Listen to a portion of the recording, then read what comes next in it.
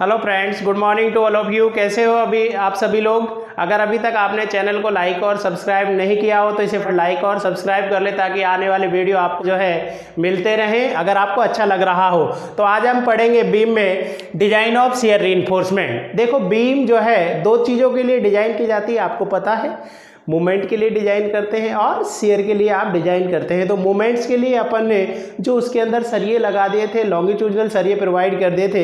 लेकिन अब मैं शियर की बात करता हूँ। शियर के लिए जब मैं इसको डिजाइन करने वाला हूँ तो कैसे मैं उसको डिजाइन करने वाला हूँ। तो IS 456/2000 ने आपसे कहा कि देखो, इफ नॉमिनल शियर स्ट्रेस, अभी मैं बात करने वाला हूँ नॉमिनल शियर स्ट्रेस क्या होता है।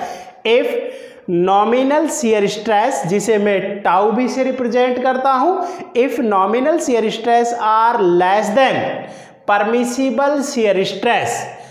आप इसको ऐसे समझिए कि देखो, जब मैं कोई बीम एक डिजाइन कर रहा हूं या एक बीम को मैं देख रहा हूं तो एक स्ट्रेस तो ऐसी होगी जो उसे तोड़ने वाली होगी, एक तरह से उसको ब्रेक करने वाली, और एक स्ट्रेस ऐसी होगी जो उसकी रजिस्टिंग कैपेसिटी आपकी होगी। जैसे मैं आपसे कहूं कि आपको एक 50 kg का कोई कट्टा जो है आटे का लेके जाना है, तो अब आपको ये देखना है कि आपकी कैपेसिटी कितनी है।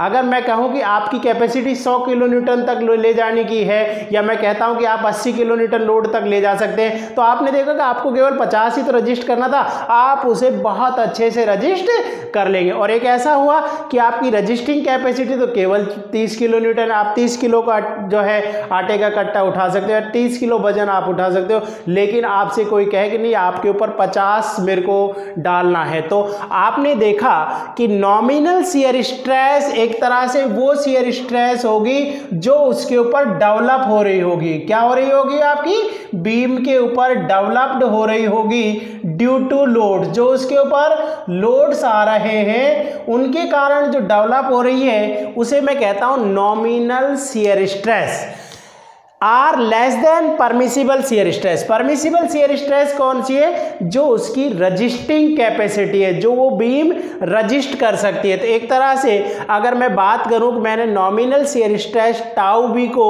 जो है, नॉमिनल शियर स्ट्रेस को टाउ बी से दिखाया था और परमिसिबल शियर स्ट्रेस को मैंने टाउ सी से दिखाया था, तो इसने कह दिया कि tau B less than tau C. मतलब अब मैंने आपको समझाया है कि भाई जो है टाउ बी एक तरह से कौन सी है? डेवलप, जो उसके ऊपर डेवलप्ड हो रही है, डेवलप्ड शियर स्ट्रेस जो उसके ऊपर उत्पन्न हो रही है उन लोड्स के कारण, डेवलप शियर स्ट्रेस है। और टाउ सी एक तरह से मैं कहूं रजिस्टिंग, मतलब सिंपल लैंग्वेज में आपको समझाने के लिए, रजिस्टिंग कैपेसिटी ऑफ बीम।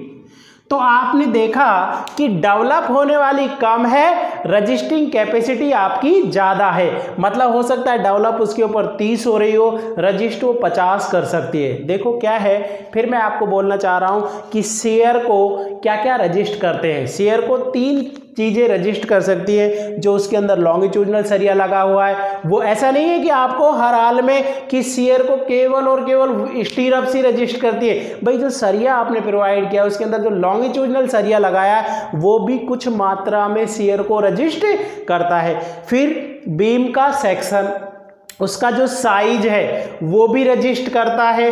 और तीसरा क्या है आपका? स्टीरअप्स। तो ये सारी चीजें रजिस्ट करती हैं। तो अपन देखा कि स्टीरअप्स लगाने की मेरे को जरूरत है या नहीं, क्योंकि अगर मान लो बीम का सेक्शन और जो लॉन्गिट्यूडनल सरिये वही रजिस्ट कर रहे हैं, तो आपने ये देखा कि मैं ये चेक करता हूं कि मुझे वास्तव में इसमें रीइंफोर्समेंट, जो शियर रीइंफोर्समेंट जो मैं स्ट्रिप्स लगाऊंगा उनकी जरूरत पड़ने वाली है या नहीं। तो मैंने यहां देखा कि टाउ बी जो डेवलप शियर स्ट्रेस है वो रजिस्टिंग से कम है। एक तरह से आपका डेवलप कम हो रही है। रजिस्ट, अब रजिस्ट कौन कर रहा था? जो लॉन्गिट्यूडनल सरिये थे, जो आपके उस बीम का सेक्शन था। तो आपने देखा वैसे तो रजिस्टिंग ज़्यादा, डेवलप कम है, लेकिन फिर भी कोड ने आपको कहा कि अब आपने देखा हिसाब से तो नहीं लगना चाहिए था, क्योंकि आपका डेवलप्ड ज़्यादा है, जो है सॉरी डेवलप्ड आपका कम है, रजिस्टिंग कैपेसिटी क्या है? ज्यादा है। लेकिन फिर भी अकॉर्डिंग टू IS 456/2000 के अनुसार minimum shear reinforcement are provided. मतलब फिर भी 456 कहता है नहीं, चाहे वो सेफ हो आपका, फिर भी आपको मिनिमम शियर रीइंफोर्समेंट प्रोवाइड करना ही होगा। तो कितना मैं प्रोवाइड करता हूं, तो कोड ने एक रिकमेंडेशन दिया आपको, कोड ने कहा कि भाई इतना जो है आप शियर रीइंफोर्समेंट प्रोवाइड कर दीजिएगा।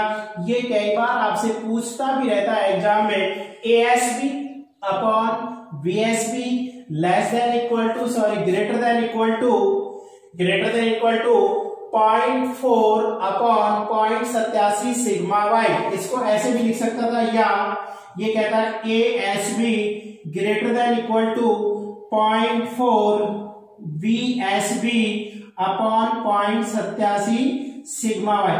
कई बार क्या करता है वो आपसे कहता है बताओ मिनिमम शियर रीइंफोर्समेंट प्रोवाइड कितना करने वाले हैं आप, तो ऐसे पूरा फॉर्मूला नहीं देगा, वो कहता है ये जो वैल्यू निकल कर आ रही है इससे ज्यादा प्रोवाइड करेंगे। एक तरह से वो कहेगा 0.4 BSB क्या है आपका 0.87 सिग्मा वाई के बराबर आप प्रोवाइड कर देंगे। अब मैं यहां देखता हूं कि ASB क्या है।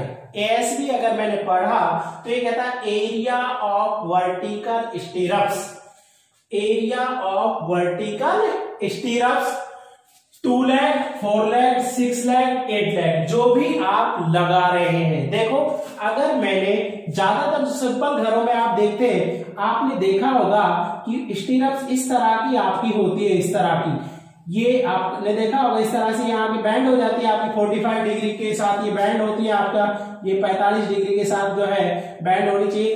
तो ये आपसे कहता है कि 2 लेग स्टीरअप्स कहलाती है। 2 लेग क्यों है, ये एक लेग ये हो गई, दूसरी लेग ये हो गई, तो ये कहलाती है 2 लेग स्टीरअप्स। अगर मेरे को कहीं ऐसा करना है कि ज्यादा शेयर आ रहा है, बहुत ज्यादा शेयर आ रहा है आपको, और स्पान्स में जो है स्टीरअप्स अगर बहुत नजदीक आप लगा दोगे तो दिक्कत हो जाएगी। आप देखोगे 4 लेग 6 लेग 8 लेग्स की तरफ मैं जाऊंगा, मतलब मैं कुछ इस तरह की स्टीरअप जो है प्रोवाइड करने वाला हूं। तो ये स्टीरअप देखो 1 2 3 4 ये स्टीरअप्स कहलाएगी 4 लेग स्टीरअप्स। तो आपको अगर कुछ भी नहीं दे रखा है तो इसका मतलब आपको 2 लेग स्टीरअप्स प्रोवाइड करने हैं। ASB सिंपल आप निकाल लोगे, ASB कैसे निकल के आ जाएगा भाई, 2 गुणा π/4 इंटू d², ये आपका निकल के आ जाएगा। ये किसके लिए भाई आपका 2 लेग स्टीरअप्स, 2 लेग स्टीरअप्स। अगर मैं कहता 4 लेग स्टीरअप्स है तो कुछ नहीं करते, यहाँ 4 से गुणा कर देते। अगर आप कहते 6 लेग स्टीरअप्स है तो यहाँ कितने से गुणा कर देते, 6 से गुणा कर देते। अगर मैं कहता 8 लेग स्टीरअप्स है तो आप 8 से यहाँ मल्टीप्लाई कर देते। कुछ भी नहीं तो बोला है तो आप हर हाल में मान लेंगे 2 लेग स्टीरअप्स आपने प्रोवाइड करनी है। बी क्या है, बी विड्थ ऑफ बीम, जो बीम है उसकी विड्थ कितना होगा। एसबी क्या है, स्पेसिंग बिटवीन वर्टिकल स्टीरअप्स, जो स्टीरअप्स लगा रहे हैं, जो रिंग लगा रहे हैं, उनका जो स्पेसिंग है उनके बीच की क्या कहलाती है, एसबी कहलाती है। और सिग्मा वाई क्या है आपका, grade of steel, grade of steel of the स्टीरअप्स, जो स्टीरअप्स आप प्रोवाइड कर रहे हैं, ऑफ द स्टीरअप्स, जो स्टीरअप्स आप लगा रहे हैं उनकी ग्रेड क्या है, वो सिग्मा वाई है। लेकिन साथ के साथ आपको कोड ने एक रिकमेंडेशन दिया है, इसलिए मैंने उसे नॉट डालकर लिख दिया है कि डाया ऑफ स्टीरअप्स बार, जो सरिया लगा रहे हैं आप, जो स्टीरअप्स आप लगा रहे हैं, dia of stirrups bar not more than 16 mm। वो कह रहा है जो आप स्टीरअप्स लगाते हो उनका डाया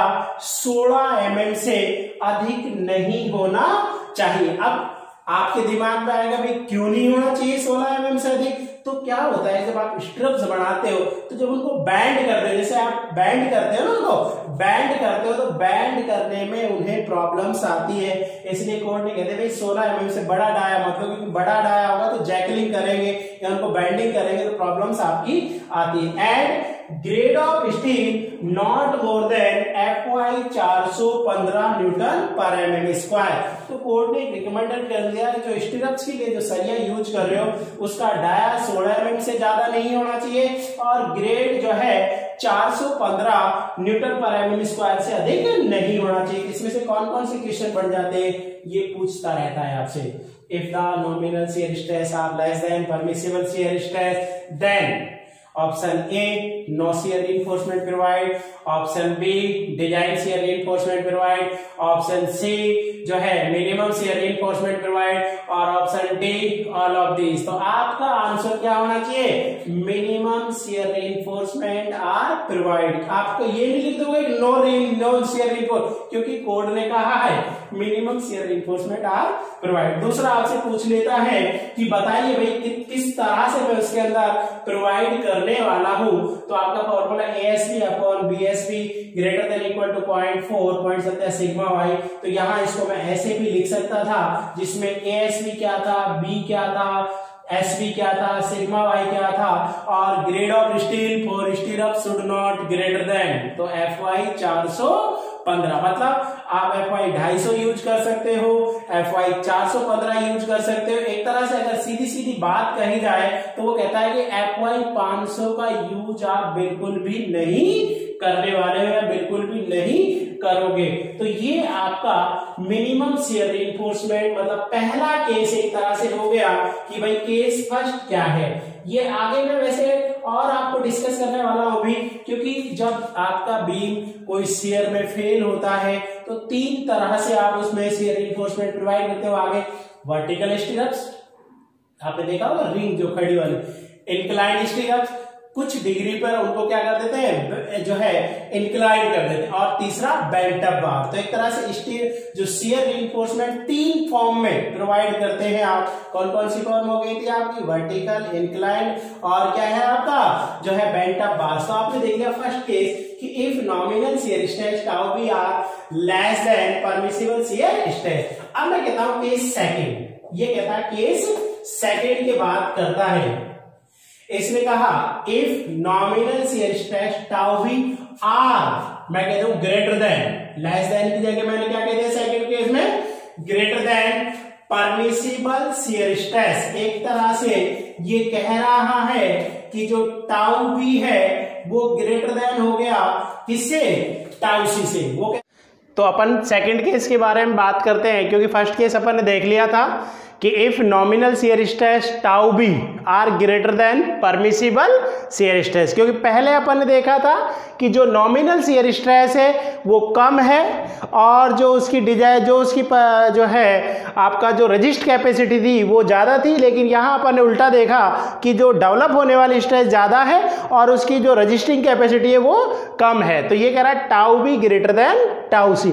लेकिन साथ के साथ आपको कोड ने कहा कि ये जो टाउ बी है, जो उसके ऊपर डेवलप होने वाली स्ट्रेस है, वो टाउ मैक्स से अधिक नहीं होनी चाहिए। क्योंकि IS 456 maximum shear stress according to IS 456 ने एक आपको लिमिटेशंस दे दी कि M15 की जो स्ट्रेंथ है वो शियर स्ट्रेंथ मैक्सिमम जो टाउ मैक्सिमम शियर स्ट्रेंथ 2.5 से अधिक नहीं होनी चाहिए, M20 की 2.8 से अधिक नहीं होती है, M25 की 3.10 से अधिक नहीं होती है, M30 की 3.5 से अधिक नहीं होती है, M35 की 3.7 और M40 की 4 से अधिक नहीं होती है। मतलब अब मैं आपसे ये समझाना चाह रहा हूं कि कहीं पर मान लो टाउ बी निकल के आ जाता है, मान लो आप M20 कंक्रीट यूज कर रहे हैं और टाउ भी कहीं निकल के आ गया, मान लो 3.1 न्यूटन पर mm स्क्वायर की जो डेवलप होने वाली स्ट्रेस है वो 3.1 न्यूटन पर mm स्क्वायर। लेकिन आप देख रहे हो कि M20 में तो मैक्सिमम ही 2.8 से ज़्यादा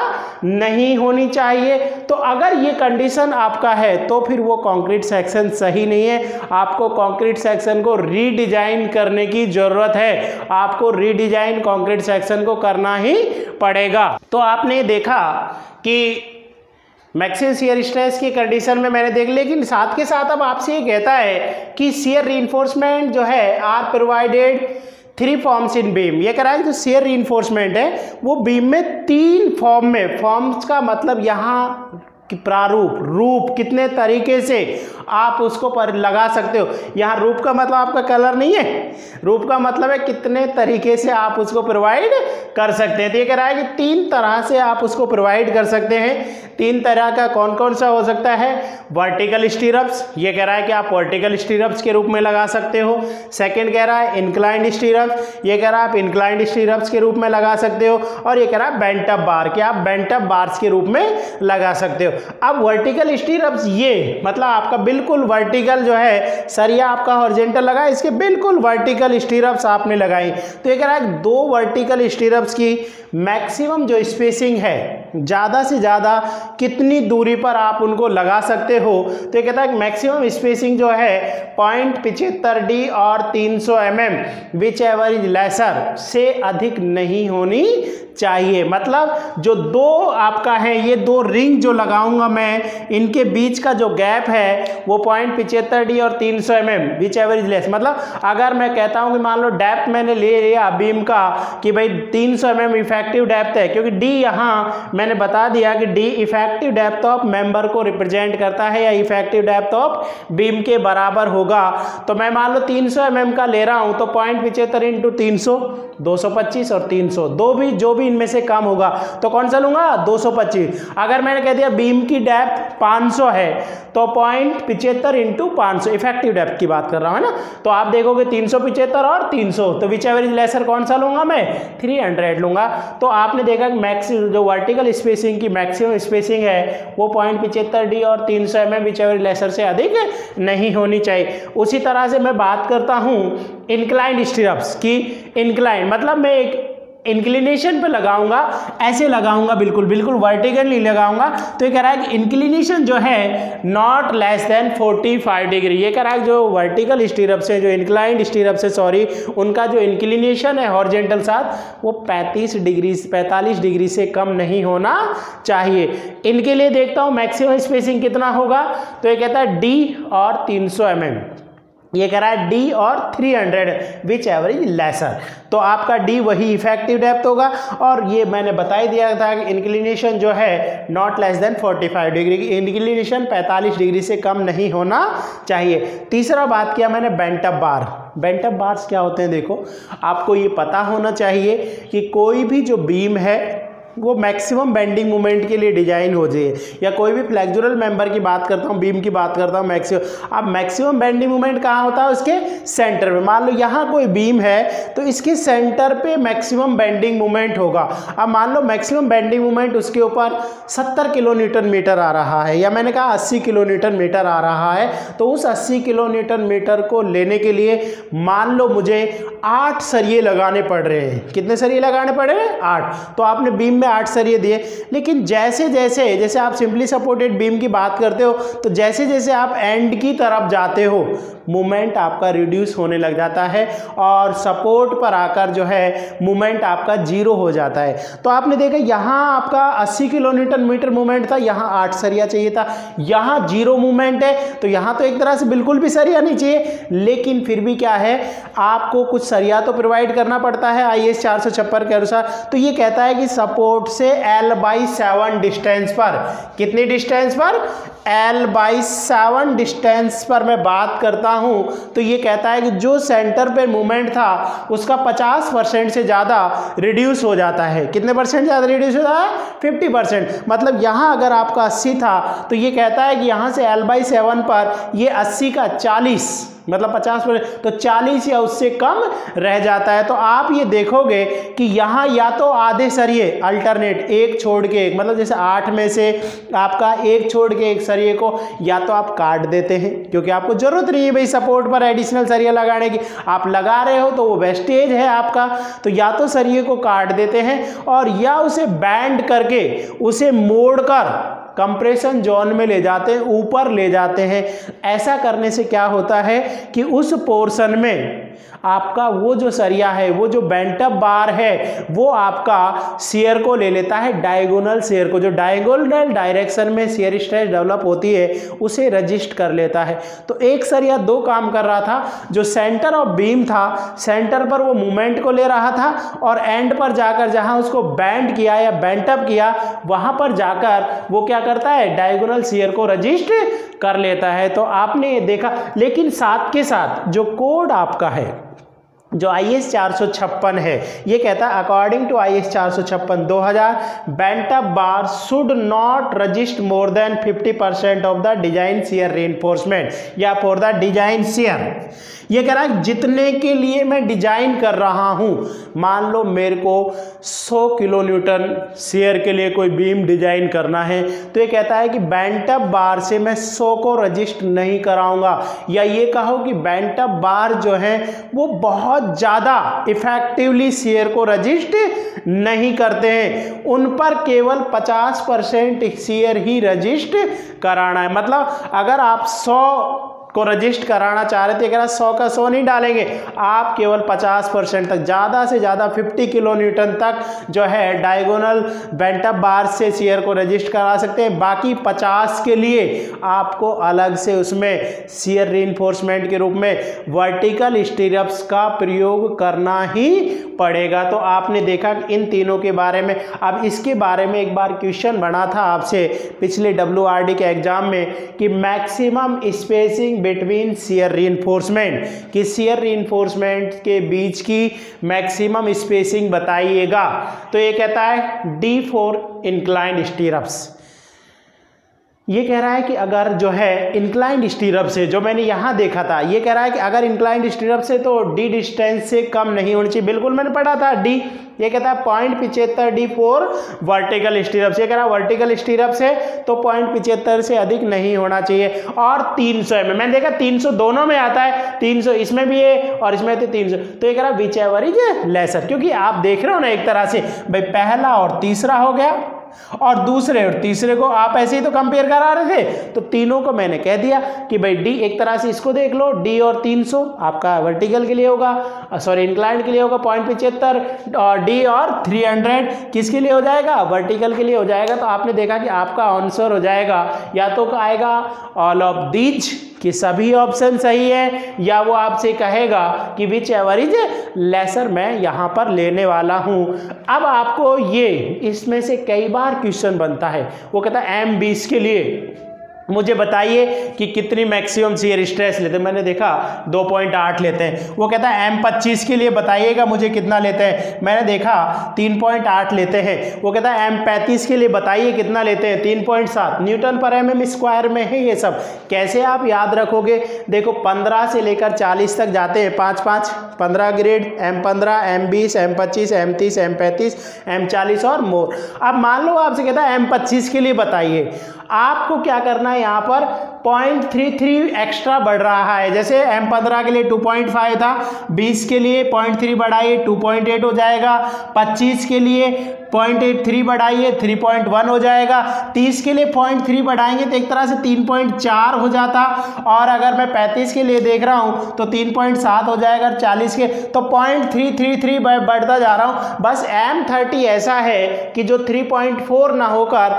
3.5 ले लेता है। तो अब अगर आपसे कहे कि M25 के लिए बताइएगा कितना होगा, तो मैंने देखा 15 20 25, तीसरे नंबर पे आता है 2.5 2.8 3.1, आप कहोगे 3.1 होता है। वो कहता है M35 के लिए बताइए, 15 20 25 30 35, पांचवें नंबर पे आता है 2.5 2.8 3.1 3.1 से 4 और 3.7, तो आप कहोगे 3.7। वो कहता है 30 के लिए बताइए, कौन से नंबर पे आता है, चौथे पे, 2.5 2.8 3.1 3.4। बस इसका ध्यान रखना 3.4 नहीं होता, कितना होता है आपका, 3.5 आपका होता है। तो आपने आज थोड़ा सा अभी स्टीरअप्स डिजाइन शियर रीइंफोर्समेंट के बारे में आपने देखा। इससे अगले वीडियो लेक्चर्स में अपन देखेंगे कि आपका अगर वर्टिकल स्टीरअप्स लगा रहे हो तो कैसे डिजाइन करेंगे, इंक्लाइंड लगा रहे हो तो किस तरह से डिजाइन करेंगे, बेंट अप बार्स लगा रहे हो तो किस तरह से डिजाइन करेंगे, और इनके बीच की जो स्पेसिंग है सेंटर पर कितनी होती है, सपोर्ट्स पर कितनी होती है, ये सब हम अगले वीडियो लेक्चर में पढ़ने वाले हैं। अगर आपको वीडियो लेक्चर्स पसंद आ रहे हो तो इन्हें लाइक और सब्सक्राइब करिए। Thank you.